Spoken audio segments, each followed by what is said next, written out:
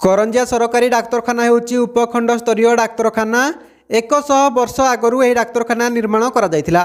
ଏହି ଡାକ୍ତରଖାନା ଉପରେ କରଞ୍ଜିଆ ବ୍ଲକ କେନ୍ଦୁଝର କିଛି ଅଞ୍ଚଳ ଓ ଝାଡ଼ଖଣ୍ଡ ରାଜ୍ୟର କିଛି ଅଞ୍ଚଳବାସୀ ଏହା ଉପରେ ନିର୍ଭର କରିଥାନ୍ତି।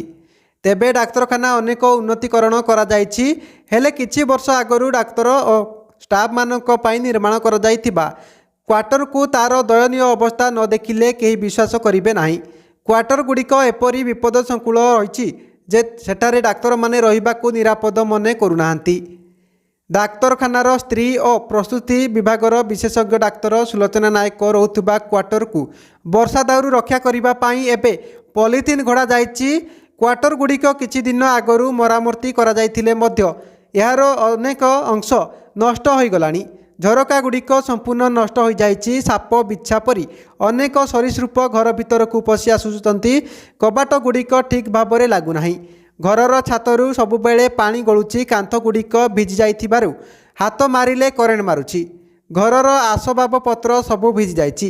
ଅନେକ ଗୁରୁତ୍ୱପୂର୍ଣ୍ଣ ବହି ମେଡ଼ିସିନ ନଷ୍ଟ ହୋଇଗଲାଣି। ଘରର ଦୟନୀୟ ଅବସ୍ଥା ସମ୍ପର୍କରେ ବାରମ୍ବାର ଅଭିଯୋଗ କଲେ ମଧ୍ୟ କେହି ଶୁଣୁନାହାନ୍ତି। ଠିକାଦାର ଅତି ନିମ୍ନମାନର କାର୍ଯ୍ୟ କରିଥିବାରୁ ଏହା ଉପରେ ତଦନ୍ତ ଦାବି ହେଉଛି। ବର୍ତ୍ତମାନ ଘରଗୁଡ଼ିକ ବିପଦସଙ୍କୁଳ ଅବସ୍ଥାରେ ରହିଥିବାରୁ କେତେବେଳେ କ'ଣ ଅଘଟଣ ଘଟିବ ତାହା କହିହେଉନାହିଁ।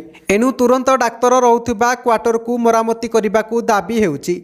କରଞ୍ଜିଆରୁ ରିଙ୍କୁ ବାବୁଙ୍କ report, Odisha news TV live.